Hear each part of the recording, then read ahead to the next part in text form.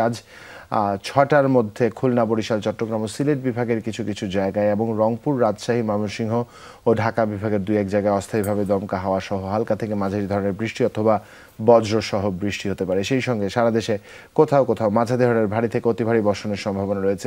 সারা দেশে দিন এবং রাতের তাপমাত্রা প্রায় অপরিবর্তিত থাকতে পারে। এই মুহূর্তে যদি আমরা খুব স্বাভাবিকভাবেই স্যাটেলাইটের দিকে তাকাই তাহলে দেখা যাবে বাংলাদেশের দক্ষিণ পশ্চিম প্রান্তে, বঙ্গোপসাগরের দক্ষিণ পশ্চিম প্রান্তে একটি ঘূর্ণায়মান বায়ুবলয় তৈরি হতে শুরু করেছে। তা খুব স্বাভাবিকভাবে বলে দেওয়া যায় এটি অপেক্ষাকৃতভাবে স্পষ্টত একটি ইঙ্গিত। ঘূর্ণবায়ু যখন থাকে, তাপমাত্রা হঠাৎ করে বেড়ে যাওয়া বা কমে যাওয়া যখন তৈরি হয় তখন কিন্তু খুব স্বাভাবিকভাবে এখানে একটা নিম্নচাপের তৈরি হয় এবং স্পষ্টত বায়ুপ্রবাহের যে গতি প্রকৃতি এবং সেই সাথে বঙ্গোপসাগরের যে অবস্থানে তার অবস্থান দেখছে, মৌসুমি বায়ুর যে প্রভাব, সবকিছু মিলিয়ে মিশিয়ে বলা যায় যে আনুমানিকভাবে বলা যায় একটা নিম্নমুখী চাপ এখানে থাকবে। তার মানে একটা নিম্নচাপ ঘনীভূত হবে। সেই নিম্নচাপ হয়তো ক্রমেই স্থলভূমির দিকে এগিয়ে আসবে এবং তাতে করে তার প্রভাব কিন্তু একটু একটু করে পড়তে শুরু করেছে অলরেডি।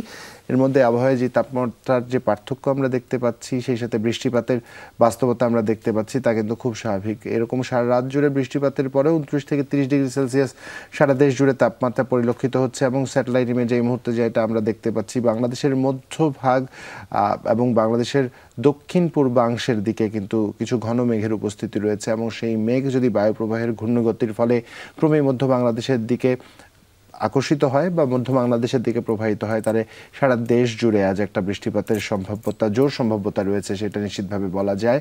এবং সারা দেশেই মেঘের যেই উপস্থিতি তা সারাদিন জুড়ে পরিলক্ষিত হবে। আলো ছায়ার একটা খেলা চলবে, তবে দিনের কোনো অংশে উত্তাপ বাড়তে পারে। সূর্যের চোখ রাঙানি আমাদের কাছে স্পষ্টভাবে ধরা দিতে পারে।